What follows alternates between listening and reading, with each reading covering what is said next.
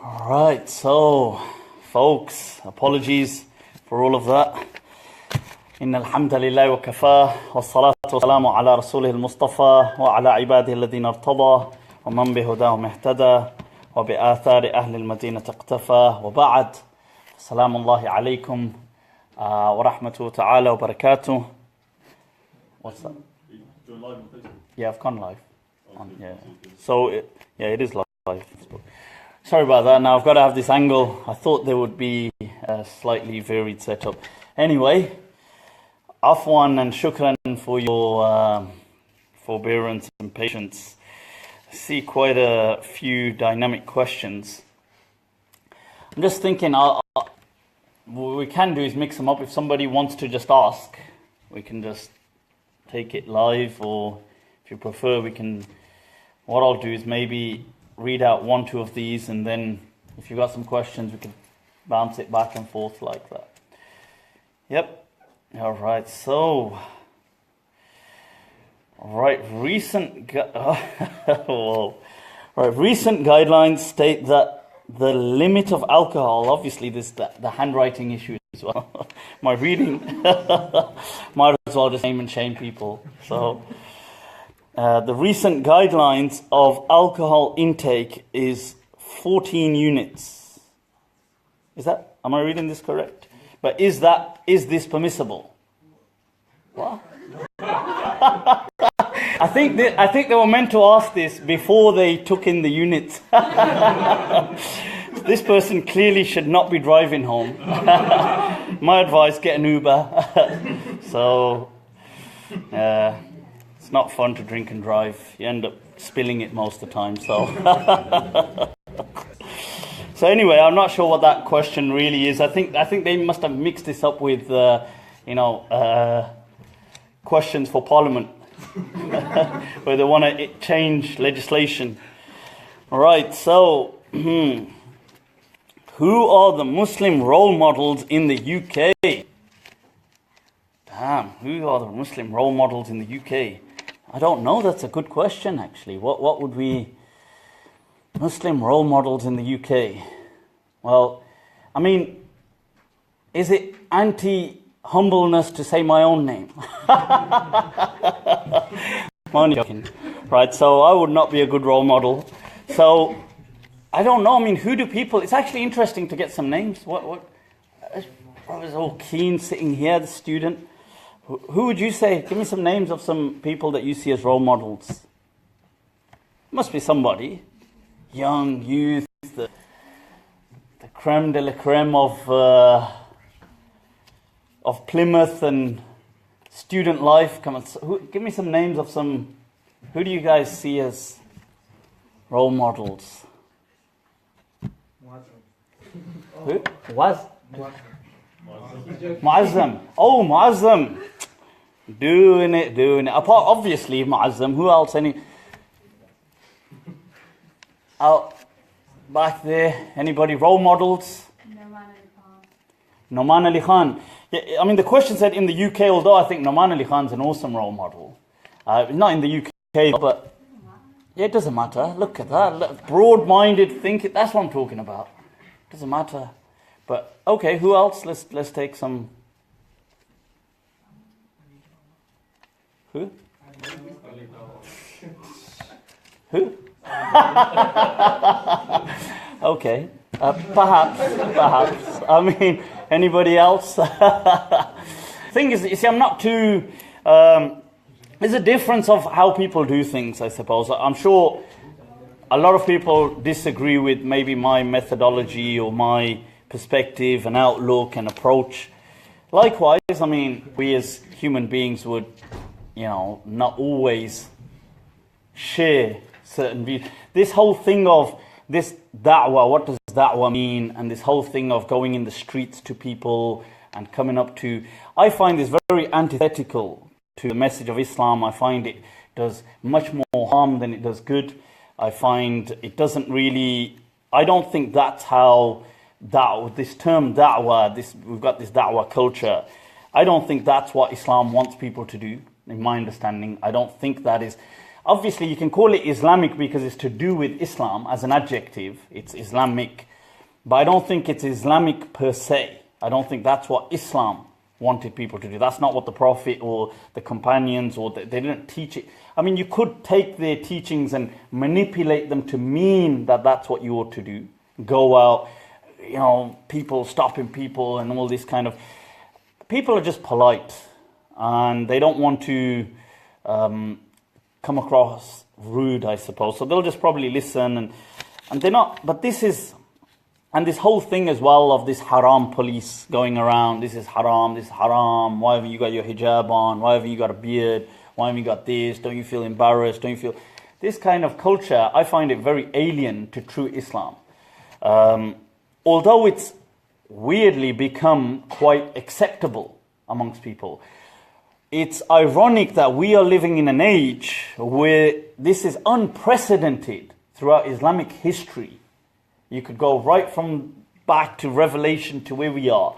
It is unprecedented that we are in an age where the activism of Islam is actually led by people who are non-scholars and not knowledgeable about Islam. So most people who are active about Islam are not actually the people who hold the knowledge about Islam. That is unprecedented. That has never happened in Islamic or Muslim history ever. That the people going out giving da'wah, the people going out doing this were actually people who weren't learned about Islam. That as a concept is so bizarre. It's like saying that the scientific community is being led by people who just read pamphlets on science. And they've got no actual training in science. They've got no true understanding. Apart from that, can you just think how bizarre, or the medical community, medicine is being generally propagated and advertised and pushed and taught by people who actually don't have any formal... Look how bizarre that would sound as a concept. Right. So I think in that sense we are in an unprecedented kind of time where that's happened. So I mean, yeah, I don't think personally. I remember there was this program came on not so long ago, or last year was it now? Yeah, so it came on about the Muslims and what was it? Muslims Like Us or something. But anyway, so the thing in it, and so one of the guys, he goes off to this stall and he holds up this stall and he's got these pamphlets, and if anything, it's detrimental to the message of Islam. It's very detrimental. People don't like it. They might be just polite in your face and not say anything. People don't really, would you ever read a pamphlet and just, wow, whoa, that's changed everything? You wouldn't. Let's face it. Would you? I mean, if I gave you a pamphlet on Buddhism, would you become a Buddhist? You wouldn't. And then, let alone bloody what he was, anyway, he had certain political pamphlets about Islamic State and stuff. But anyway, right, so the point is, I think role models, I like what somebody said up there, that I don't think they have to be UK specific, but there's a lot of good role models. I think America is perhaps ahead of us in that, with Donald Trump and that. So, no, I mean, people like Noman Ali Khan, obviously they've got a whole league of people like Sheikh Hamza Yusuf, Imam Zaid. You got so many people in America that are, I think, awesome kind of role models. I think here we, inshallah, come along, people like you, as you kind of study and become more acquainted, then you can fulfill that role. Right, so... Can I just ask a question? Go for it, please. So, you said that going out and sort of giving the message to people at stalls or whatever, it's got a negative connotation because it pushes people away. Yeah, absolutely. Do you not feel it's not more so to teach them the religion, it's more so to provide a source of information to entice enough sort of, speculation to go and find out more so what is Islam actually about? Because some people don't have, the outlet. Not everyone's walking to a mosque very confident and say, "Oh, Imam Sahib, what do I do in this situation?" Are you talking about Muslims or non-Muslims? I'm talking about Muslims and non-Muslims. Like, at the end of the day, if you're going to go give dawah, fair enough, we want to focus on the non-Muslims, but even though, the whole the Jamaat, what's it called? The Tabligh Jamaat, what they do is they focus more on the Muslims and call them to the masjid. So it's the same sort of thing in a different And sense. you think that's how it ought to be? I don't think this is how it should be, but I don't think it's a negative connotation to say that, Do you think it works? I think it can work if done appropriately. Look at that. You gave the example of, when people in medicine go and teaching medicine. But for example, when you get a drug rep, he's not the pharmacologist who designed the drug. He goes, delivers information enough to say to you, okay, I actually want this. And they go. Your drug rep doesn't go to the public. No, your drug rep goes to people that want to know about it. Oh, he goes to the people that are going to buy the medicine. And Exactly. Now that's not the same. You see, now that's a different market. You're looking for cost-effective products. Now, if your bread and butter is cars, you buy and sell cars. I can bring cars to you. I can say, look, hey, listen, you're buying it from that guy. I can get you a better offer here. That's different because you need that for your daily running. I mean, that's what you do. They go to surgeries, they go to different places which need certain medications. They say, look, listen, don't purchase from them, purchase from us. We'll throw in these things, we'll get you these perks. That's not the same as talking about God. And then preaching about Islam. Do you really think people don't know about they don't know the word Islam, or they've not heard of Islam in the UK? No, I think they've definitely heard about it. However, they haven't got out and actually, Well, you think they don't know about the internet? No, with the internet, I'm sure you agree that it's not the best place to go and see. What pamphlets are? It's not about pamphlets. If you have enough confidence to answer people's questions, and you can. And do these people have the answers to answer the questions? But can you generalize and say every single person doesn't? I can say most definitely don't. Would you not agree? Do you feel that most people actually know what they're talking about? I wouldn't feel comfortable to. Yeah, they wouldn't. That's the truth. I mean, most of these people, I'm not doubting their sincerity. You see, there's a difference. I think we need to clarify that I'm not doubting their good intentions. You can be really positive as a person. You can be an awesome person. These people may be great people. They may be great friends and neighbors and whatever. I don't know them. But the point is, this isn't about people. This is about a phenomenon that we've got here. So people think this is how I spread the message of Islam. Nobody wants to know like that. Look, let's face it. You wouldn't. If I gave you a pamphlet on Buddhism, would you accept it? I don't think it's about accepting. It's more so to entice enough. Sort of entice. For it. Yeah, you want to. If it's about what are you? Tell me what you're enticing about. What are you enticing to? Whether or not you find it stimulating enough or something which you feel, okay, I actually want to know more about it. I don't really about what? About God? About Islam? About Islam, yeah. What, you think people don't already know a certain amount about Islam? I think you'd be surprised, especially this part of the world, because people actually don't. No, they know enough to know what you're going to say. Like, obviously, so here's a leaflet. Leaflet's going to say, look, Islam is all about peace. Yeah. Let's face it, nobody buys that anymore. Nobody believes that. Do you believe that? I believe so. Right, okay, not to put it on you, let me retract that. But look, nobody believes that anymore. Islam's all about peace. So, you're going to say, well, okay, what, I'm trying to understand, what is this leaflet going to say that somebody doesn't know? Because media sensationalizes Islam. Right now, Islam is the it's the hot selling thing on media, in news outlets. Everything is about Islam, usually negative, terrorism associated. So people know that Islam is a religion. They know it began with the Prophet Muhammad. They know it came from Arabia. They know Muslims have a holy book called the Quran. They know Muslims call God Allah. They know that Muslims have views about an afterlife, hell and heaven. Most people know that Muslims actually share many prophets and similarities with Christianity and Judaism. Most people know that there are a great percentage of the world that are Muslims. Most people know that Muslims pray. Most people know that Muslims have Ramadan. Most people know that Muslims they don't eat pork. Most people, this is like common knowledge. This is like, I could stop somebody who knows nothing about religion and ask him, and he'll probably know all these things. This is what I'm saying. Because of, I'm from the north. I agree with you. Fine, yeah, I'm from Birmingham, so you probably think that. But genuinely, in this part of the world, the country, it really isn't like that. You ask someone, the first question they ask you is, where are you from? Or where is your origin from? Sure. Not because they're racist, not because they feel it's because they genuinely haven't met a person of color before. So you're assuming that they have a level I mean, of I think, look, understanding of religion. I don't want to kind of sidetrack, and I don't mean to kind of just focus too much on this point. And I don't want to be, like, if somebody's very passionate about that, that's what they're going to do. That's their thing. I'm telling you, my understanding of Islam is that that's not what the Prophet used to do. That's not what the Prophet taught. That may be an interpretation of what people are trying. The Prophet never used to stop people like this and do this. He never used to tell the people, go around stopping people, give out little things, do this, do this, do this.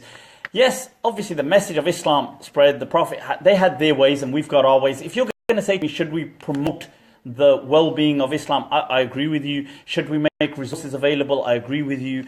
We are in a day and age where things are all about, HD, and they're about quality, and they're about stuff like this. If you're asking me as a person, do I believe the culture of pamphleting, pamphleteering, standing and telling people that in some city centre that, take this and attain salvation through this leaflet?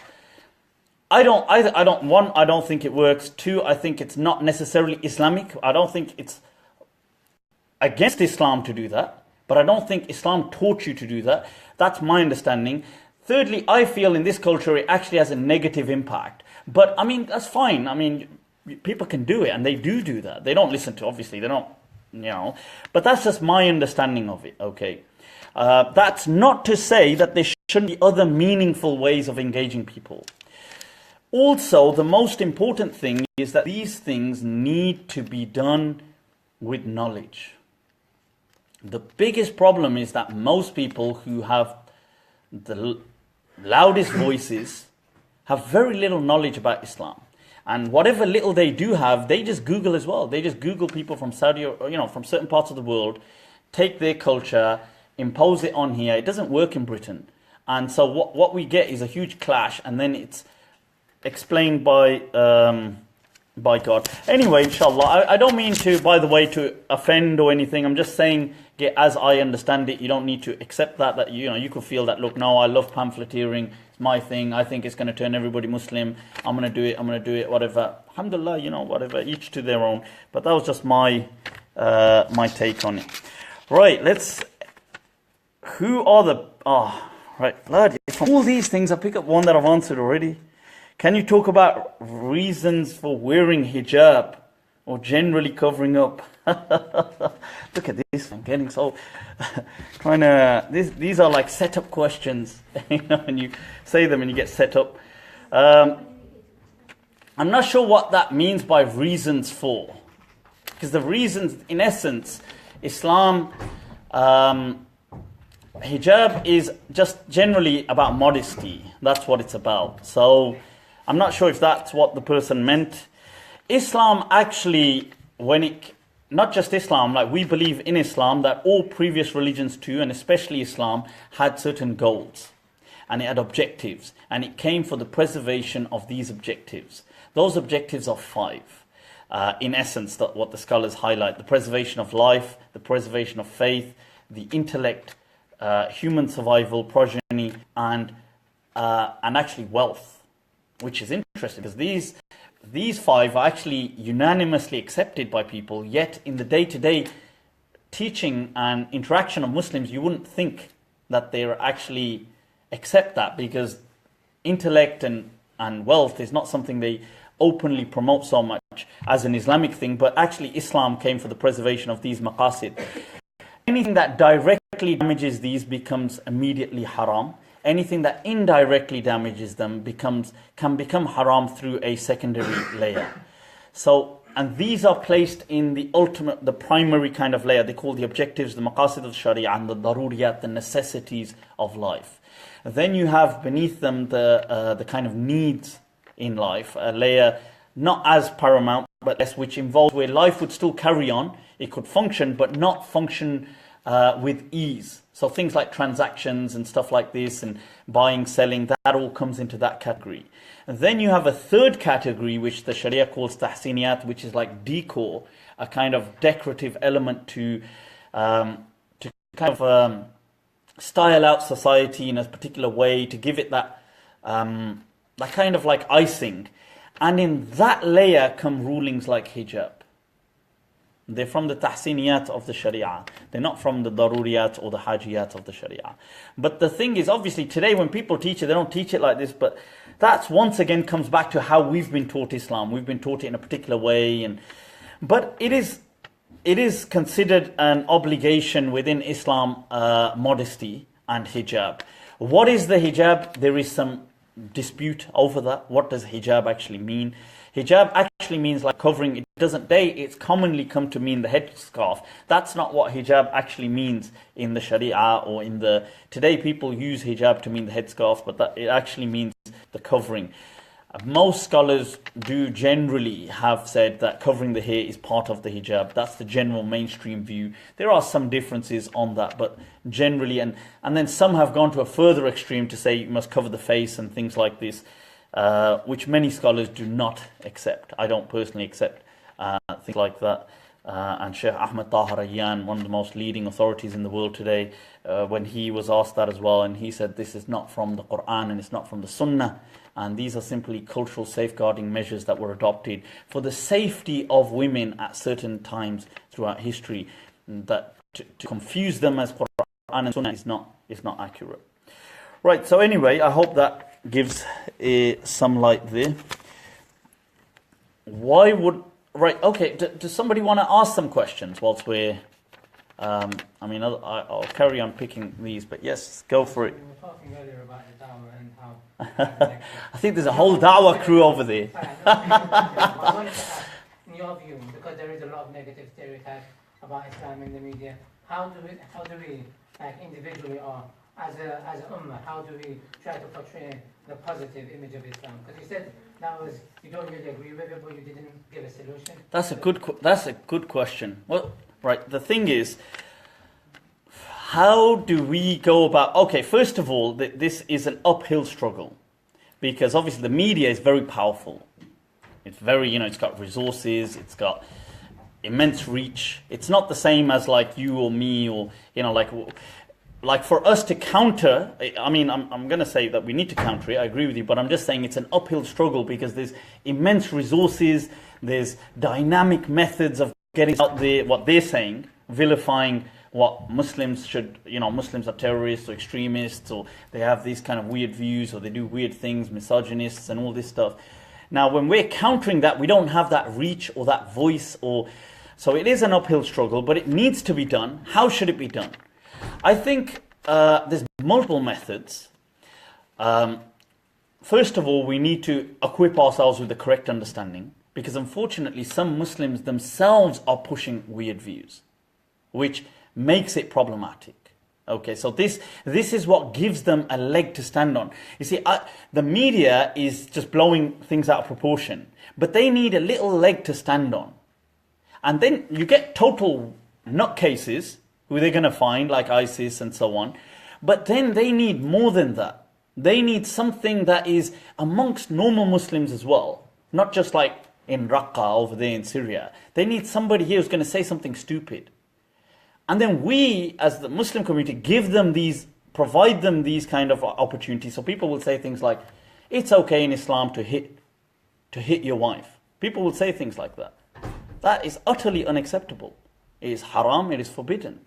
But people will say something like this. Now, the media's got that, excellent. Now that will tie in with that other narrative, and they're going to say, look, here's a respectable person who you all like and whatever, and he's saying this. Well, it's not ISIS. ISIS are definitely saying it, but these people are saying it.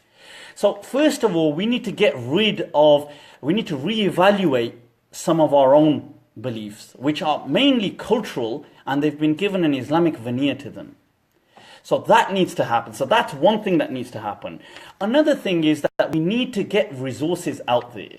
So people, like, somebody asked before, people want to know the answer to certain things. So nowadays everything's on social media, it's on YouTube. We need also like very dynamic, high quality kind of responses by people who can speak English, actually effectively speak it. And they can present their responses in a coherent manner and show that, look, well, and these things need to be need to be out there. So resources, I agree. People, then good manners. This is one of the most fundamental things is actually just character. And we have so much teachings in Islam about working on character. And so I think that's at a personal level, at a social level, developing resources, things like this. At an international level, creating awareness, networking with things like that, getting involved in other projects that are going out for things like human rights or other things, getting involved in things like that. And also reaching, and I think there needs to be a collaborative effort. Like, so sometimes there could be an effort that doesn't, like, so for example, people are working against cancer research. They're not Muslims, but Muslims should also join in. They should think, let's open Islamic one just for helping victims of. Why not collaborate? Why not work together? Like these kind of things, like we're all human beings at the end of the day. So these things speak louder than words. People think, yeah, but Muslims, they're not. I mean, to be fair, it is an uphill battle, an uphill struggle because the media is incredibly powerful. It's not, we could yell 1,000 times and they just have to show a snippet for 3 seconds and it would have more power than what we would do. So I don't deny that. Yep. You know what you said about some people like give the media leg to stand off. Don't you think some of the actual classical true teachings of Islam are actually the media would pounce on it anyway because of the fact that Western culture is so different to Islamic, the true Islamic principles. So even something that's considered proper Islam, could you give society would look at us and say. Would you give an example? You don't want to? Okay, fair enough. Okay, fair enough. Carry on. I think I know what you're talking about. Yeah. I think I would say the operative word there is true. When you say true Islamic teachings, you see, there's many things within Islam that, first of all, there's so much diversity within Islam. There's been critical voices from the very onset that have spoken against certain things. These views need to be evaluated. Right, so when you say something is true, what do you mean by true? Do you mean things which have had sway in the medieval times? No, I mean, say for example something classical. So say for example something like the hijab. Okay. If society looks at hijab and views it as something, oh look at what the Muslims are doing, then at the end of the day, it's not about us saying. I agree with what you're saying, that there will always be certain elements who are out to get you and to vilify you. But then I come back to the responsibility part. There's several women who wear hijab, right? And they do it in an excellent way. It looks good. It looks, they're very stylish. They've got they know, it doesn't, I don't mean by that good in the sense, just in case people are saying in the wrong sense. What I mean is they wear it well. Some people seem to push this culture of this blacked out kind of thing. Where did this even come from in Islam? Where did this kind of outfit come from? This blacked out thing of wearing the burqa and this what is seen as, interpreted as like a ninja outfit by people. Where did this come from? This wasn't there in the early time of the Prophet or the companions, or even in huge parts of the Muslim world today. You might see in some parts of rural Far East like Pakistan. Otherwise, even places like Pakistan, generally the rural parts, you wouldn't see anybody wearing a black burqa there. Maybe an odd person. You go to places like Morocco, go to places like Egypt, like prior to what's happened now, but the Middle East, places like Syria, Jordan, they wear hijab. Turkey, they don't wear it. There's ways of doing things. You see, when you present something that looks really odd and abnormal and weird, yes, you see, they're out for it anyway. They're looking for an excuse. Some elements are. Some elements ain't, but some elements, I agree, are always looking to attack. Now, but why not do things naturally? Why are we so adamant on pushing something which isn't truly? This is why I said the operative word was true, when you said true Islamic principles. So, what are the true Islamic principles? Islam doesn't give us a uniform, but people have decided to opt for one. They've decided to make one. It's now resulted in problems because it just wants everybody to look like Gulf Arabs. Like we seem to have this understanding that Islam came to Arabicize the world, to just turn them into Gulf Arabs, not even all Arabs, but just Gulf, make them dress like what's going on in the Gulf. And that was not what Islam came for. But don't you think most scholars already understand that and they don't portray that message across anyway? Of the dress. Of the dress code. You see, because there's a difference between, I think they know what I've said, they know that to be true in the books, but in practice they don't push it. They push culture. But don't you think it's already portrayed by what people wear? Because you gave the example of Egypt and the ladies that dress hijab there, they don't all dress all black. You gave the They example hardly of Morocco. do. They don't do that. Black, yeah. So don't you think the scholars already But not in the West. portraying that way? I'm talking about the West. I'm not talking about the Muslim world. In the Muslim world, they've got their things going on. You can just look In places like the UK, yeah. In the United Kingdom, if you go to a place that's highly populated with Muslims, Yeah. and you walk in the streets and you see a Muslim lady, Yeah. well, 9 times out of 10, her hijab is not black. I would disagree. If she's wearing The hijab, population of the university campuses, Yeah. 9 times out of 10, university the population campuses is I not may accept, I accept, but not the Muslim communities. But So don't if you you think go that to a the Muslim message- community, But don't you think the message is already being portrayed because of that? Because you're saying people are not portraying this message, but if it's already being acted upon, isn't it already being portrayed? They must have got this message from somewhere. no, but they're arguing against it. Like they're silently pushing this stuff. So they for example, I'll give an example. My daughter she just began in her primary school. They've just begun these kind of Quran classes, and they said as part of these Quran classes, right? This is like voluntary for anybody in the community that wants to come. They can come to them. So they said she should wear, as part of the uniform, this black abaya and the black hijab. And I'm disgusted at it.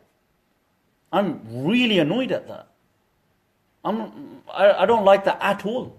First of all, I don't think that you should even be talking about hijab to a 5-year-old because you shouldn't be sexualizing a child. Secondly, right, what is this black? Like, I mean, where did we get this from? Like, why? I could understand if you're going to say, oh, can they just we want to teach them certain how, just put on a head covering or put on a scarf. But what is this? They do push this. Go to all the madrasas. They push black. They do tacitly, theoretically, they agree with what I'm saying. If you said to them, they would say, yeah, we accept, theoretically, there is no black and this is... But in practice, silently, they push it. I don't know, unless you were there. Where did you get that from? I heard in the Hadith. No, I doubt that. Immensely, because this black thing usually, I generally emerged during the Ottoman period. Fine, true, but I So- heard that in the time of the Prophet and when the verses of hijab were revealed, the woman would dress as if they were crows. I think that's You see, so no, but that proves my point. So you believe there's religious validity to it, or people, not you, but people then. But it proves my point that doing this kind of stuff. Proves that you're focused on such a small group of individuals rather than the majority, because the majority of Muslim ladies do not Don't do hijab, all black. except. Exactly. No, but the majority of women do not do hijab. My point is that is already being portrayed by a majority of scholars that you don't have to dress your hijab as all black. You're just focusing on ones that do, but that's a minority. I would disagree. I would disagree. I would disagree as well. Fair enough. I mean, I live in Birmingham, which is heavily populated by Muslims. Most Muslims are not practicing Muslims. I believe probably about 5% of Muslims are only practicing. Out of those that are practicing, women that wear hijab, I feel the majority of them that wear hijab do wear the black thing. I'm not talking about young, college-going, university-going girls. I'm talking about general people. Once they finish their education and settle down, you could just take a walk in any Muslim community area, right, that where people are quite practicing, and just take a look. I won't be wrong. I won't be wrong. Now, the thing is, I respect in universities it's not the norm, because this is not a residential area. But when you go into Muslim communities which are residential areas, you'll find that they don't preach it, but my point of coming back to the person was there's sometimes tacit things that we're doing. We're silently doing them. We're creating this kind of occultish look to us. We're kind of doing certain things without being vociferous about them, without kind of shouting them. We are allowing them to kind of, and then to undo this damage is difficult because you already set the scene of what Islam looks like. Now to undo it, it looks shocking. It's like now the way I am, people are shocked. How is that Islamic? How can an Islamic scholar look like that? Because the scene has already been set in their mind. To undo that damage is difficult now. This is why I say to people, sometimes what's even more challenging than having to learn is for us to unlearn. That's a problem. Okay, let's move on to something else. When do you become qualified to comment on Islamic topics? Well, that's a good one. I think if you have some area of specialism, you can comment on things. There's different ways of doing that. The one is you could obviously study to like a scholarship status where you would be taught, you'd go through all the major Islamic sciences, at least to an intermediate and advanced level. So you'd go through things like, you'd study the Quran, the tafsir, the commentaries, Hadith, the major books of Hadith. You'd learn Sharia, you'd learn legal theory, how does Sharia diversify, you'd learn differences of opinions, evidences. You'd go through, usually this training takes anything, if you do it formally, it takes anything between 6 to 8 years. After that, you definitely should be qualified if you take an interest in it, or you could just specialize in a particular aspect and therefore comment on that. So some people, like somebody may have done a PhD on something. He may not be a scholar, but he's done a PhD on something specific. He can comment on that because he's done so much research in this area. So I think that's fine. The only problem is, you see, when people pass, it's not even about commenting. It's they become muftis or qadis, judges, and they become like self-appointed scholars without studying. So you get people on, and this is part of that dawah culture that we're saying. You get people saying things like, any person who does not pray is a kafir. I've seen this going around on social media. And they push this as a ruling, they push this as a teaching, they push this as they promote it, they've got followers, they've got... This kind of stuff is... right, so the thing is, this kind of stuff is problematic. So, okay, cool. Well, some technical questions here. Want to bounce any back forth, or just pick one from here? In Iran, we are allowed to eat food using hunting dogs. So is eating stunned food halal? I thought they were going to say, is eating the hunting dog allowed?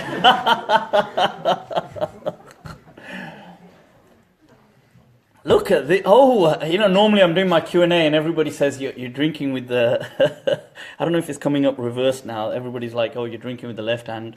They make such an issue out of it. Well, there you are, witnesses. So, using hunting dogs. I don't know if people I don't know if that today is that, so is eating, I'm trying to see, okay, so the question is that we're allowed to eat from hunting dogs, so can we eat stunned? I'm just trying to see the leap and the connection. So, okay. You see, stunned food, it doesn't, as far as I'm aware, it doesn't kill the animal, but it's, unless people know otherwise, it kind of numbs the animal out, gives them, it kind of tranquilizes them. That's what it does, as far as I'm aware, and it's a low voltage that can't usually do something like cause death or anything. But so in that case, it would be, you could eat stunned meat. According to Islam, it must be slaughtered.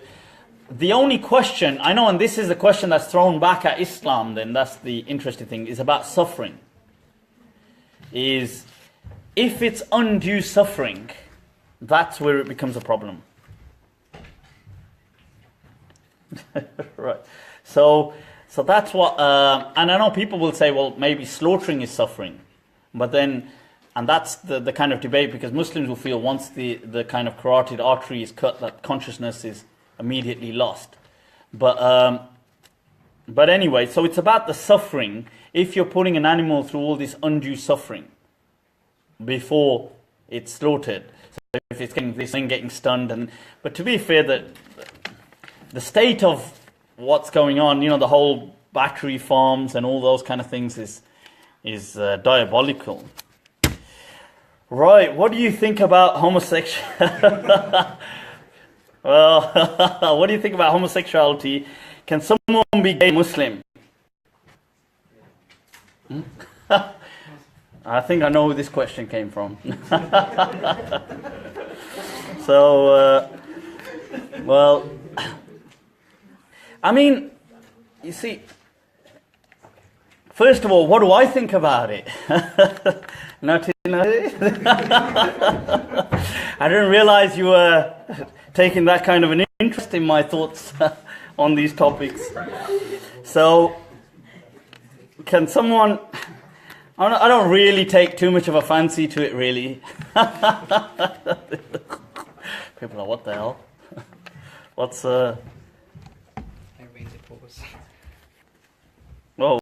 Oh, look at the questions. I'm surprised people ain't just asking them the... so what do I think about it? Okay, so... can someone be gay and Muslim? Yeah, I mean, so it depends here what you're asking. By being homosexual, you don't leave the fold of Islam. You don't become... That's like saying, can somebody gamble and be Muslim? Or can somebody drink alcohol and be Muslim? There's certain things that the faith doesn't sanction, doesn't accept as a religion. One amongst them is homosexuality. It doesn't accept it. In fact, most organized and institutionalized religions don't accept homosexuality. Yep. Isn't it more... Oh, sorry, so we know where the question came from. I'll text you my personal thoughts on it afterwards. Sorry, bro. I just wanted to... I got this. Yep, sorry. I think you were going on to the fact that, isn't it more the fact that it's not the... Because I think it's the fact that the homosexuality as an act is the thing that's not like Islam. I think is that what you're trying to come to? Good point. Somebody's been doing their research on this. That's a good point. No, that is a good point. That's a good point. What I know, as in, I don't know if you're going to come on to it or not, but then what I know is that the actual, it's the feelings of homosexuality aren't the thing that's prohibited in Islam. It's the actual action of committing it. And I think that's what right, that's a good point. That Islam was never trying to ever police people's emotions. And it never speaks at that level of policing emotions or policing love or policing... so, in that sense, if you're saying just homosexual feelings or thoughts or friendships or I don't know, whatever, at that level, Islam doesn't address that.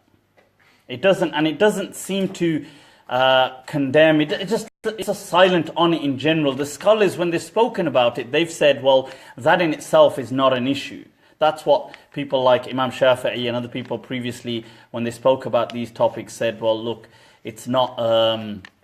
it's the action. It's acting out. You're right. And in the sense, that is prohibited. And that is prohibited within all general major kind of organized religions as an institution of marriage, for example. They don't accept it like that. So Islam is no different on that topic. Although I do think today we seem to have an abnormal kind of a bout of homophobia going on.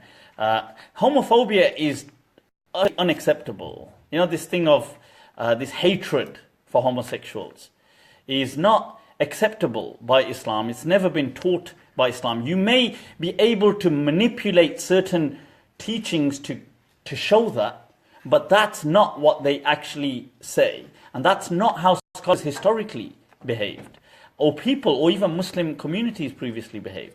So there seems to, and this more so seems to be in the West specifically.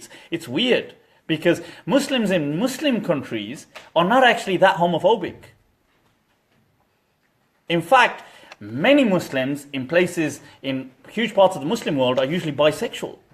In fact, things like you read, you'll be shocked at, like certain reports, there's been documentaries on things like this. If you've lived, I've lived in different parts of the Muslim world, and you'll be shocked how normal it seems amongst people.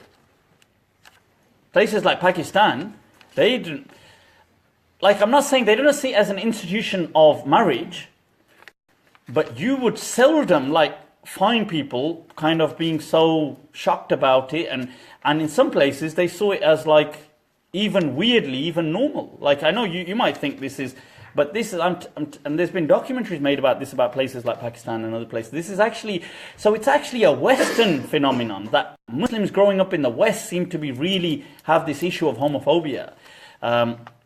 In places like Saudi Arabia, it's so widespread. I mean, things like homosexuality and bisexuality, it's actually seen as almost like an epidemic to some extent. That you can just read the reports if you know people. I mean, I know people that live there, that are friends, that talk about things all the time, news incidents. This has happened, that's happened. All these kind of practices, social pervert practices that are going on. And it's so. What I'm trying to say is that this homophobia thing seems to be a very Western Muslim kind of reaction. I don't know why. And I actually think it comes down to insecurities. As psychology would teach, that these are like reaction formations that are that people are, maybe they're insecure with themselves. That's why they become incredibly homophobic. But that is not permissible within Islam, this kind of hatred and stuff like that.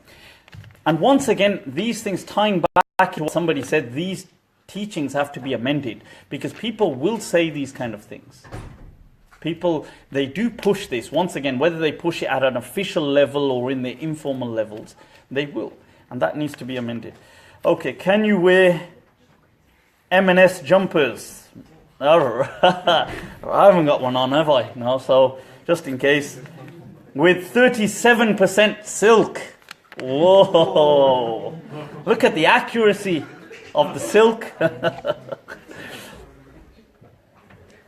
The thing is this, look, silk, there are prohibitions for men on silk, but there's a distinction between that silk and synthetic silk. Why the prohibition came, there's a difference of opinion, but generally people say, whether it was to do with luxury at the time or whatever it was, but the Prophet ﷺ, or it may have been other reasons, there's a difference of opinion on that, but there's a prohibition on the two things, gold and silk for men.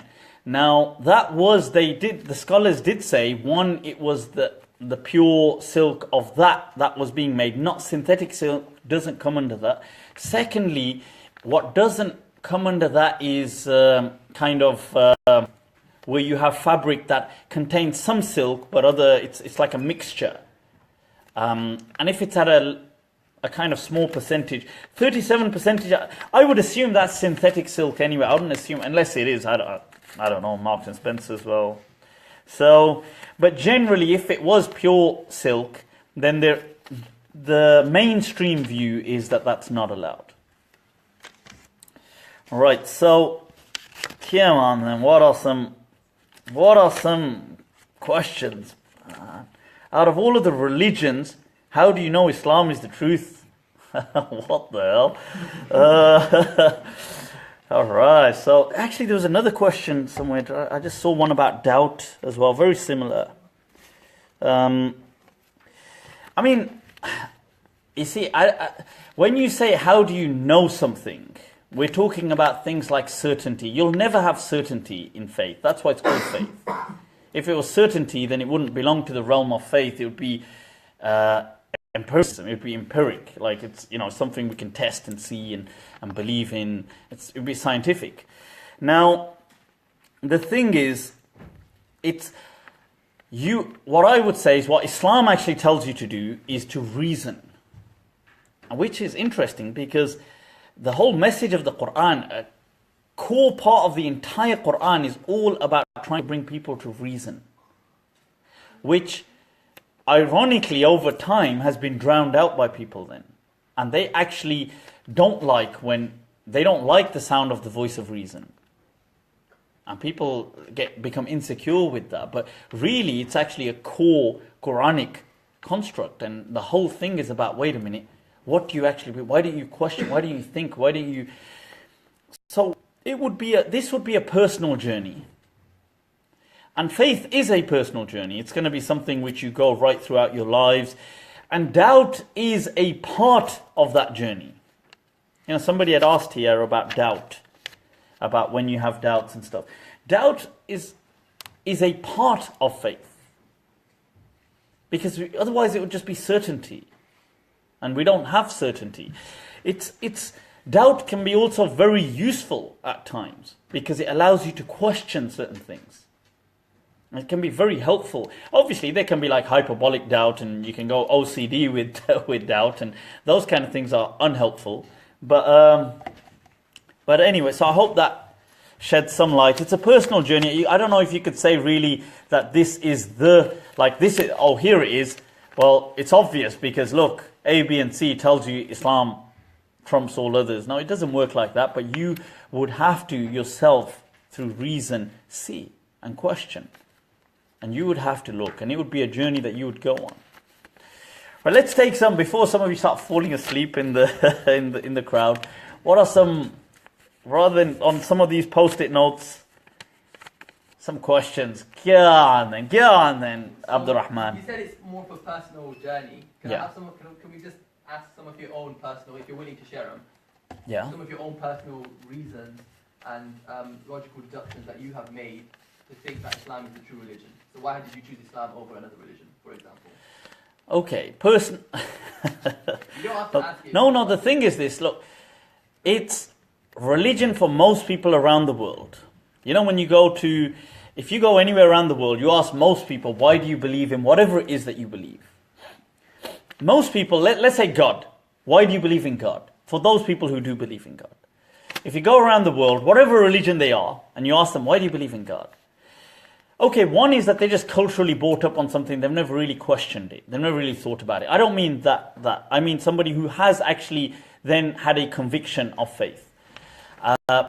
Most of these will not say, I believe in God because of the ontological argument, or the cosmological argument, or the teleological argument did it for me, or these kind of arguments in philosophy.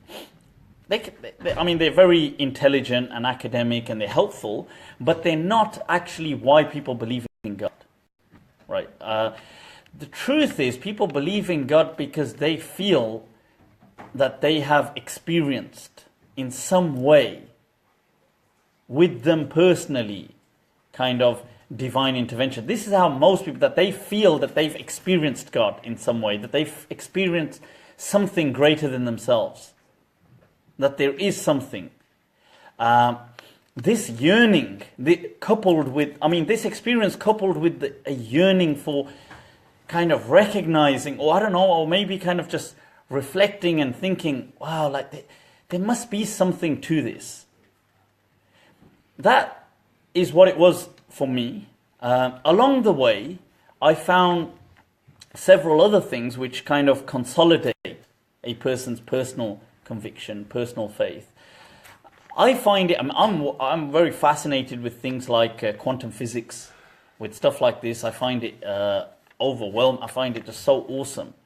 And I think that when it's so shocking almost that when you delve so deep into what is imperceptible, the electrons and subatomic level, what you see, the structure, and I've said this to many people. In fact, those of you, anybody here into quantum physics? Right, okay, awesome. So when you see things like at a basic, like when you see things like the double slit experiment, when you're going to see how one thing can be in two places at once, that's, okay, that's illogical. It may not be so, but when you try to observe it, how that collapses, what is called the Copenhagen interpretation, that the quantum world, the moment it can tell, it seems to be able to somehow tell that it's being observed. And you can watch the delayed choice quantum eraser experiment to see that even when they observe it, but the choice to observe it is delayed. The moment you choose to observe, it collapses. Like, I think, wow, like, that's just so, like, such intricacy and I find it so overwhelming. And I see in that the verse of the Quran, when Allah said that وَسَنُرِيهِمْ آيَاتِنَا, that we will show them our signs, فِي الْآفَاقِ, in the cosmos, وَفِي أَنفُسِكُمْ, that, and in, you see, people here historically thought this meant in yourselves, as in, like biology and stuff like this. But when you go right in at the quantum level, so from the cosmos to the quantum world, حَتَّى يَتَبَيَّنَ لَهُمْ أَنَّهُ الْحَقِّ, at that point it will become manifest that it was the truth. And I think these things, that you go from something so large to something so small, and it just awes you. It's, wow, like, that there is something. Like, I just feel, that's, once again, people can argue against that. People can say, I don't believe that there is a God. We can't prove. I can't say, look, wait there, I'll just get him on the phone for you. There you go. What is it? Was it Robin Williams? Now, if you'd said it was a collect call. It's all right, guys. No, obviously nobody's too young to have watched those kind of movies. But anyway, so the point is that, you see, so this is, for different people it may be different, but usually it is that personal experience, that reflection. That's what it is. Okay, so so I hope that helps. Is music haram? Alright, look at that. Okay, so what a question. That must... Alright, so is music haram? Okay, what am I sensing already in this crowd? Clearly haram, yes. Take out the violin and just...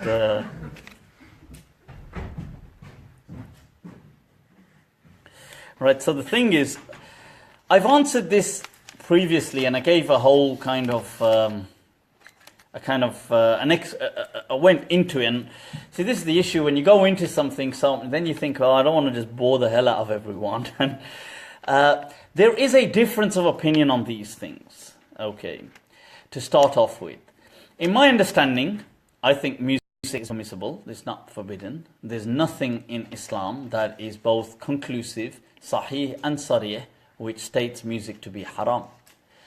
There are plenty of ahadith, but they are either not sahih, they are not, or sarih, or they're not conclusive in their wording. There's a leap of interpretation in them. Like the one in Bukhari, which says, towards the end of time, people will, consider these things permissible. But then they translate that as music, but the word doesn't actually say music. It actually says entertainment.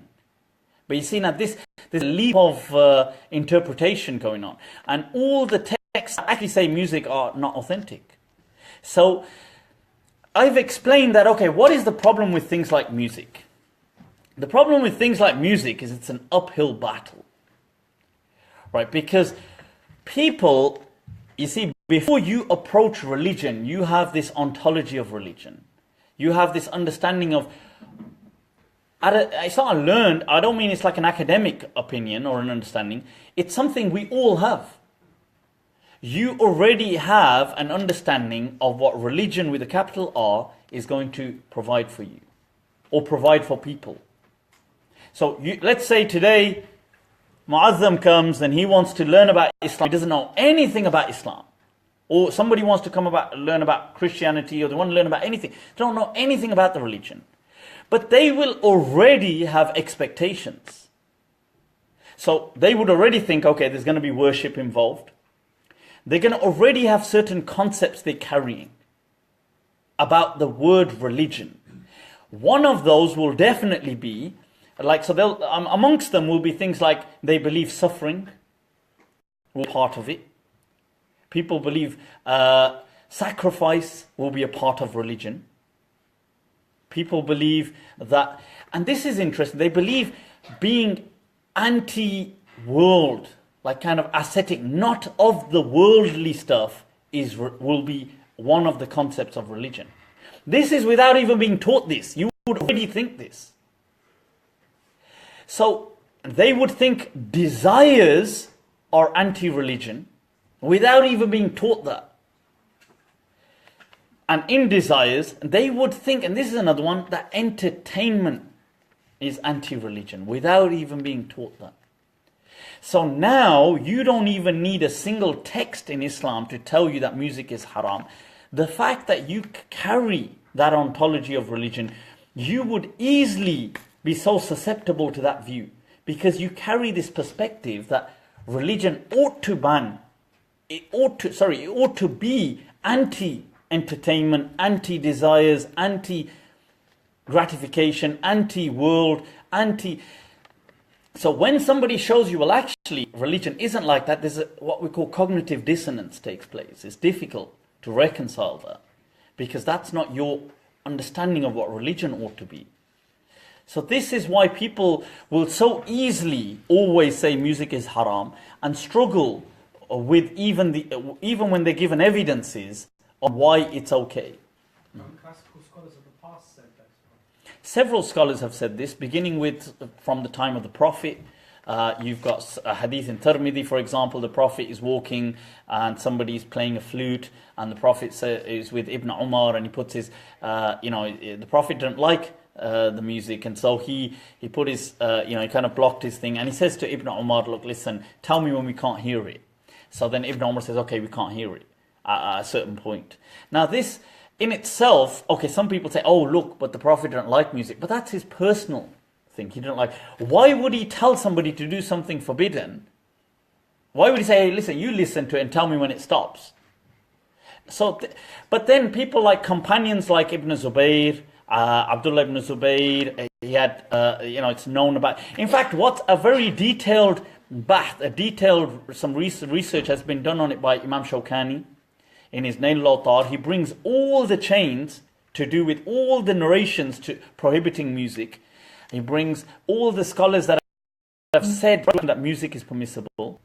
And he in the end demonstrates, although I don't think he was too pro-music himself, but he says to be objective, we must say that there is no clear text prohibiting music.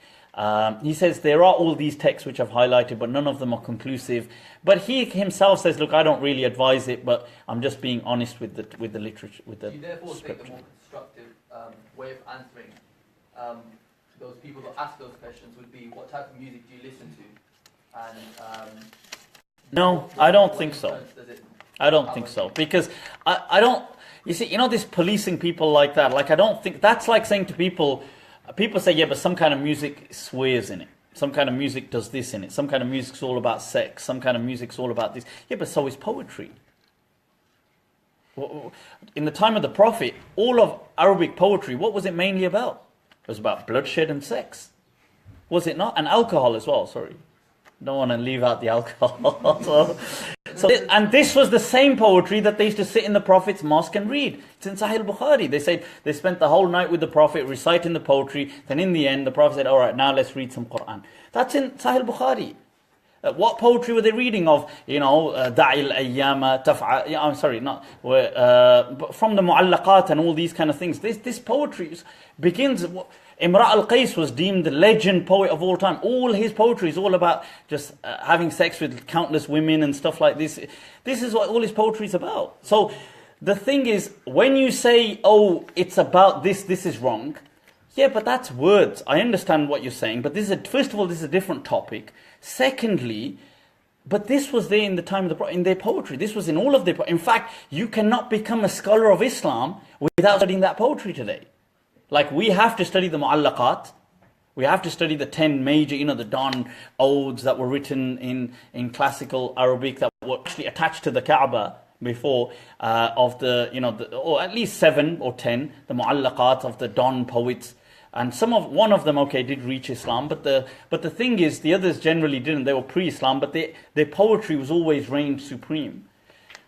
And even after Islam, as Islam comes along, what is their poetry still about? Okay, they get some nice, but they were just normal people doing normal things. Like the person, what's his name? Zuhair ibn Abi Salma, right? He was one of the Sahib al-Mu'allaqat. His Mu'allaqat is done, by the way. His actually isn't so much about sex and stuff. His is actually more about wisdom and stuff like that. And it is actually very awesome. His a lot of wise things in there and sayings and how to kind of handle the world. But his son, Ka'b ibn Zuhair, he comes to the Prophet's mosque, he comes to the Prophet, and he was somebody who had previously insulted the Prophet. And there was people don't like him, so he was worried about his life. So he comes to the Prophet's mosque and he sits on the minbar.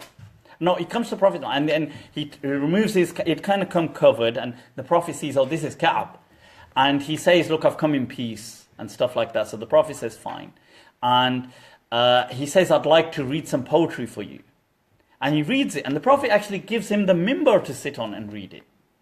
And what does it begin with? Where he says, بانت سعاد فقلب اليوم متبول متيم إثرها لم يفتى مقبول. That, he's talking about his girlfriend, Su'ad. It begins, she's left me and my heart is all like this today. I'm imprisoned, who's going to open me from these kind of shackles from her, and I've been so... And then he just speaks about her for so long. And then he starts praising, and he says, and we hear that there's a messenger of God amongst us, and he praises the Prophet and so on. And so these things are part and parcel of poetry and language. Today, some cultures have very like Urdu poetry is something which is actually very kind of modest. It's what in Arabic what they call al-hubb al-udhri. It's like very kind of like it's like a pure, non-asexual kind of like love. So it doesn't speak so much about the sexuality and stuff. It's more about the praise, beauty and things like that. Urdu poetry is mainly like that. But Arabic poetry, God, hell no. Especially the classical poetry and right through the Muslim era and the ages and major poets of Islam. And they were all, this was just open their diwans full of, apart from, I know some people, like obviously people can say, but then people don't study Arabic like that today. And but anyway, so I don't agree on that. I think people know what's right, what's wrong. I don't promote this kind of culture of this music of, gang banging and killing and doing all this kind of drug dealing. And I don't, all this kind of like culture of going about like shooting people and doing this and doing that. And this culture, I do not promote that. And so the thing is, but I think people are intelligent enough to make their own choices. You don't need to say to people, like people know what's right, they know what's wrong. Look, if they can talk about it, they can listen to it, and they know this is wrong, they know that's wrong. So if that answers that. But I don't think, like to say, so for example, music is okay, but all hip-hop music is haram. Like I don't think that wouldn't make sense. Taking that, like music is to do with the music, it's not to do with the words. That's a separate matter. Obviously, if somebody's... But do you not see that when people listen to that music at a younger age, that they get influenced and start behaving and acting upon what that music says? I do. So then wouldn't you logically think that it's I should say it's haram. You see, I did think that, but I did think of giving that ruling, but then I just remembered that I wasn't God. You see, this is the audacity that we think we can change God's law because we think it's bad. How about, do you think God doesn't know his people? So if God didn't make it haram, who are we to make it haram? Allah says, وَلَا تَقُولُوا لِمَا تَصِفُ أَلْسِنَتُكُمُ الْكَذِبِ هَذَا حَلَالٌ وَهَذَا حَرَامٌ تَفْتَرُونَ عَلَى اللَّهِ الْكَذِبِ. That you are attributing falsehood to God. You're saying this is haram. He never said it's haram. Right, so... But those scholars do have evidences, like you said, that the majority of the opinion is that it does go haram. Right. They have evidences that they rely on. But you just personally think that they are taking a leap and they're extrapolating from that evidence and saying it is not allowed. No. I made it very clear that there is no single conclusive and clear hadith at all to prohibit. There's plenty of hadith to say music is haram, but they're not authentic. And there's the authentic hadith which don't use the word music. They use words like entertainment. So people then say, oh, by entertainment, the Prophet meant music. But that's not what he said. But this is an I mean, there's no two ways about that. That is an interpretation. What is your interpretation of that entertainment? So how about a strip club? How about clubs, nightclubs? How about places like the entertainment could be in many forms. So I mean, why does entertainment have to be music? But do you think that music that's talking about sex, drugs, and disrespecting women is perfectly fine? No, I never said that. You asked me, does God declare music haram? But if those, I said in my reading, God does not do that. If he said that to you, then... rules that God has forbid, Okay. don't you think it's You tell me, has God made it haram? Has God made what haram? Music haram. I personally think music is haram. No, I never asked you what you think. I said, has God made it haram? I never asked you what you think. I think, has God made it haram? But my opinion is based on scholars. Not scholars. Has God clearly made it haram? The scholars have made their opinion and judgment based on the evidences that God has revealed. Fair enough. Case closed. That's what I'm saying. What we're saying is God didn't make it haram. Scholars, through their judgment, I accept that many scholars have said it's haram, but I told you why they said that. They said it because you had an ontology of religion. That's your opinion of why they said that. Okay, true. Or they said it because they feel it leads people to whatever mischief. Arabic words, in their interpretation of those Arabic words, Which words? Classical interpretation of the way people used to interpret those words, they interpreted it as it being music. Which words? So it's interpretation Based then. on the meanings of what people used to think they mean, yeah. So it's an interpretation. But that's most rulings in the Islamic fiqh is based on interpretations and ijtihad. Okay. Look, don't listen to it. I don't get what the big deal is. You know, when people ask these questions, I don't get the big deal because look, if you don't like it, don't do it. But I'm just saying, you're saying categorically all music is allowed. It is allowed. Because last time I checked, if God sends me an update text message, I'll tweet it. But I mean, till then, right, I'll wait on. But did you not get those verses that talk about zina? And Let me just check. Is there no updates up until yet? Come on, we got broadband now. Sorry, what's those verses about zina not being allowed and drinking alcohol not being allowed? Did you not receive them, or did you not read them? But what? Sorry, what's that got to do with music? But I'm saying music that incites and encourages those things. You're saying it's allowed. So you're saying, okay, now, no, there's a question now. You see, you're asking me, is incitement, your question is speaking about alcohol haram? You're asking me this. Is encouraged. Like, so is writing lyrics about alcohol haram? And the answer is no, it isn't, because this was being read in the Prophet's mosque in front of the Prophet. And that's in Sahih Bukhari. If it influences people to drink it, what's the whole point of enjoying good? What happened to free will? What's the point of enjoying good and forbidding evil then? Yeah, but maybe it's our understanding of enjoining and forbidding which needs to be questioned. Okay. Yeah, because maybe it's not like go around with a stick and bash people and try to get forced. You know, what's the purpose of things? But no one said to do that. Yeah, but it's not about trying to police. But look, And no one's policing anyone because no one can go around saying. yeah, but you're saying to music. this thought of saying, look, I think this leads to behavior, therefore we should say God made it haram. Well, why should we say God when He didn't do it? Like, why should I lie? Where do I get the audacity from to lie on behalf of Allah? Like, look, people say, I think this leads people to bad behavior, ergo, let's just say Allah made it haram. So what you're saying is But He didn't though. So what you're saying is all the classical scholars. I never said Have lied all the against classical Allah. scholars. The majority of the classical scholars. No, they actually give their reasons. Well, then there you go. That's what I'm saying. And I told you their reasons are like I said, their reasons may be that they said, oh, I accept this hadith, whatever, I don't care if it's weak. Or I accept whatever, and they've given their reasons. But we don't have to blindly follow them. Do you blindly follow all the scholars? No. So then why are you blindly following these? I'm not blindly following. But you're just saying, look, all the scholars have said this. First of all the scholars haven't said that. Many challenged it, criticized it, right from the time of the Prophet coming down. So they didn't all say that. Secondly, yes, people may have said that, but we don't blindly follow, do we? So let's look at the evidences. Shawkani, who is a man of hadith, who is a scholar and a legend of hadith and very impartial, he doesn't even like music. He actually says in the end, I don't even like music. He says, looking at all, he brings all the chains, he says, look, but being fair, none of these chains are authentic.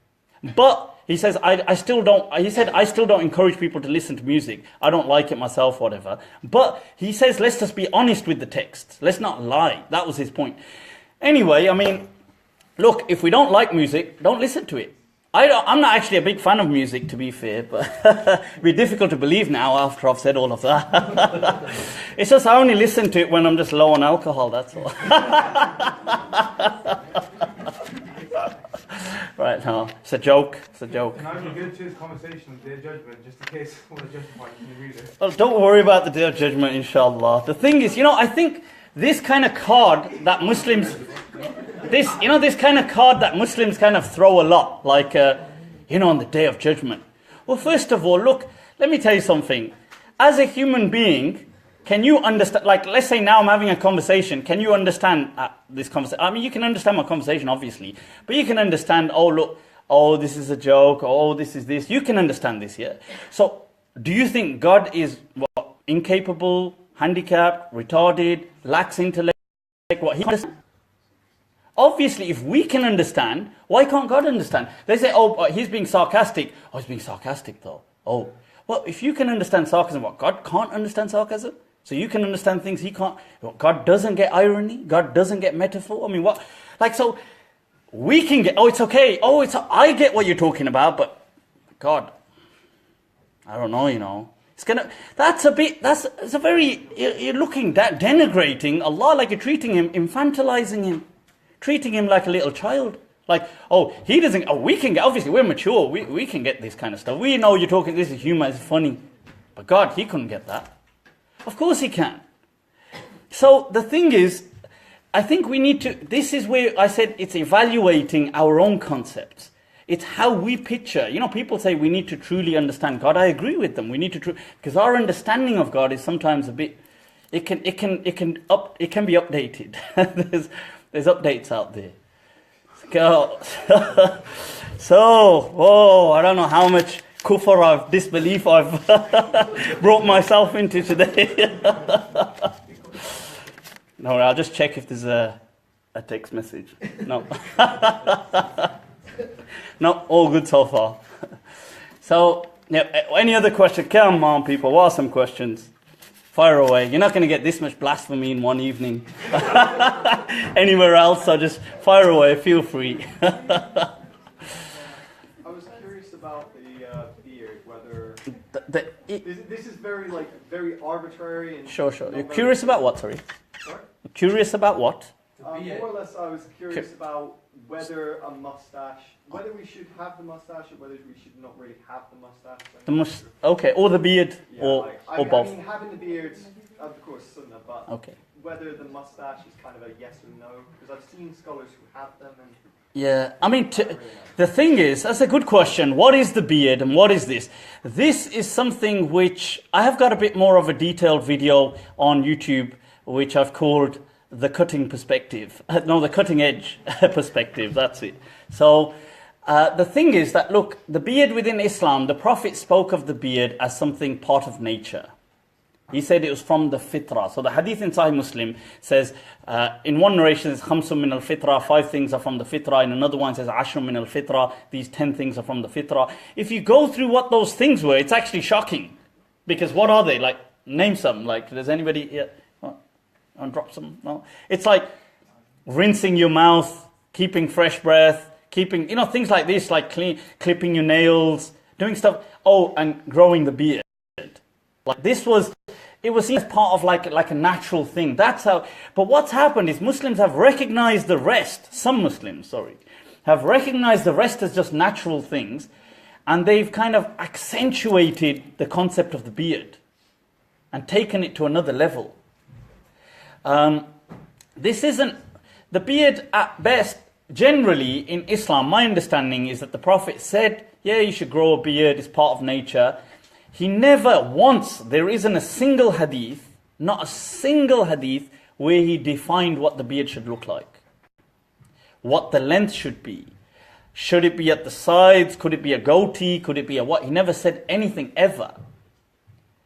Now, not even once throughout his entire lifetime ever did he actually tell people, oh, by the way, you might want to actually know what the beard ought to be like. He didn't even say it once. The moustache as well, the Prophet said in a hadith, it's part of nature to not let them be really massive, like to kind of trim them. Generally, Muslims didn't used to shave their moustache because they just found it weird. Imam Malik obviously kind of mocked it, and he, in fact, to the extent that when he saw somebody shave his moustache, because Imam Malik also served the role as a judge as well, who would dispense kind of, I suppose, punishments where needed. So he said, if you brought me somebody like that, he said I'd have him punished for looking like that, for basically for shaving his moustache and growing a beard, because it just made him look weird. That basically is making us suffer by having to look at him. So the point is, so if you say Imam Malik didn't have a sense of humor, there you go. So the thing is that the general ruling, the Hanafi madhab, the Hanafi school, interpreted the hadith where the Prophet said, oh, you should do ihfa, like trim the tash. Most people understood that as in like bulging kind of moustache which falls over, covers the mouth, and the Prophet had said it was natural to just trim it. So you could, so it's not kind of dipping in everything. And the Hanafi madhab took that to understand that you should almost eradicate, because the word ihfa in Arabic can also carry that meaning, but it generally doesn't. Like sometimes, you get words which can carry more than one meaning, and you have a general understanding, you can have another understanding as well. So they said that, oh, maybe you should completely remove the moustache. That's why you find it amongst certain people from the Indo-Pak region, because they're Hanafi in madhab. But otherwise, people don't normally do that, because the rest of the schools of law, or the schools, Islamic schools, didn't recognize that as a practice. They just said not to have it so kind of like all over the place. But okay, is Islam in need of modernization? All right. See, this is interesting, because I think Islam within it, it's not that Islam is in need of modernization. Islam carries within it an organic kind of structure which demands to reflect every age it's in. So Islam ought to be as modern as the age. But what does that mean? So it's not that Islam is rigid and now we need to modernize it.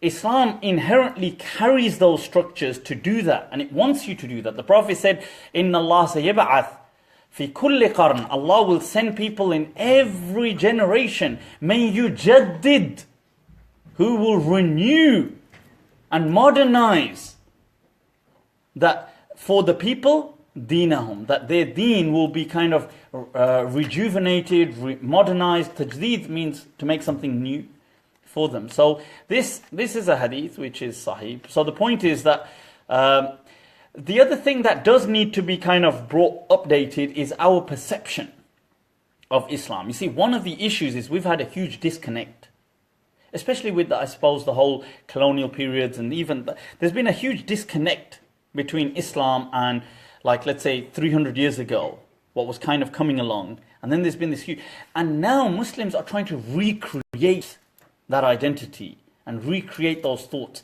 But what they're doing is they're taking textbooks which are like law books and trying to paint. It's like if I said to you, look, what was I don't know, what was Rome like in its heydays? So you said, what was it like? So we want to know what was it like, what was sanctioned, what wasn't, what did people used to believe, what. So we say, I know how we're going to do that. We're going to take the law books and paint a picture based on that.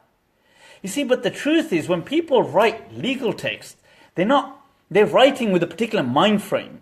That's not them. That's like a very serious legal speak that's going on, legalese that's going on.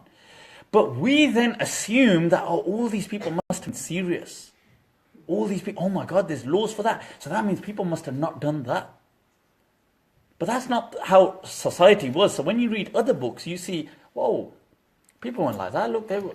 So I think what's happening is we're taking textbooks from a certain era, from the medieval times.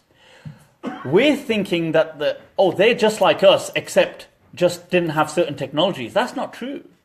The medieval people were a product of their own age. Everything has changed. The world has so changed in the last 500 years. The Industrial Revolution, the Scientific Revolution, the Economic Revolution, everything has changed. And it's more so in the last 100 years. Less than that even. So when we try to understand things from certain people's worldviews, they lived in an entirely different world. I'm sure you must have know the hadith in Sunan Tirmidhi and Imam Ahmed's book, where the Prophet ﷺ said approximately that the actual ummah, the consensus of the ummah will not fall upon misguidance, basically. Yeah. And the consensus of the ummah will always be on the right path. But so the consensus or the ummah will always be? No, the consensus, as in the scholars. The Prophet said the ummah, but I mean, okay, if you want to interpret it differently. That's okay. I mean, so would just you then say don't like usually just. Would you then say that as long as the majority of the scholars in a particular era, so for example in our time, if the majority of scholars say something, then that is most likely going to be the guidance? So basically, what you're asking is truth democratic? No, that is what you're asking.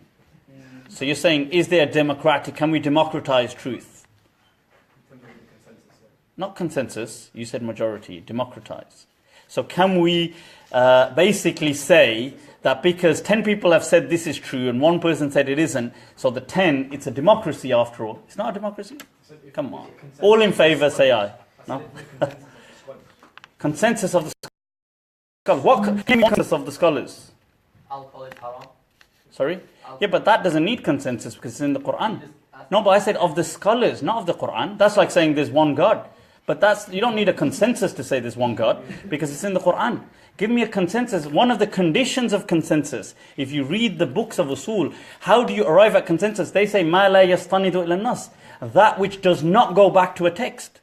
That's actually what consensus is built on. It's built on things which do not have textual evidence for them. So name me one where we don't have textual evidence and we have a consensus. What do we have consensus on that is not textual? There is no consensus on consensus. We don't even agree on how consensus works. There's no consensus on consensus. The ulama of Islam are completely disagreed on what constitutes a consensus. Is an ijma' sukuti haq? Is an ijma'? Who is part of this ijma'? Who is part of the consensus? Are the Shia part of the consensus? Okay, who from the Sunnis then? Who's a Sunni?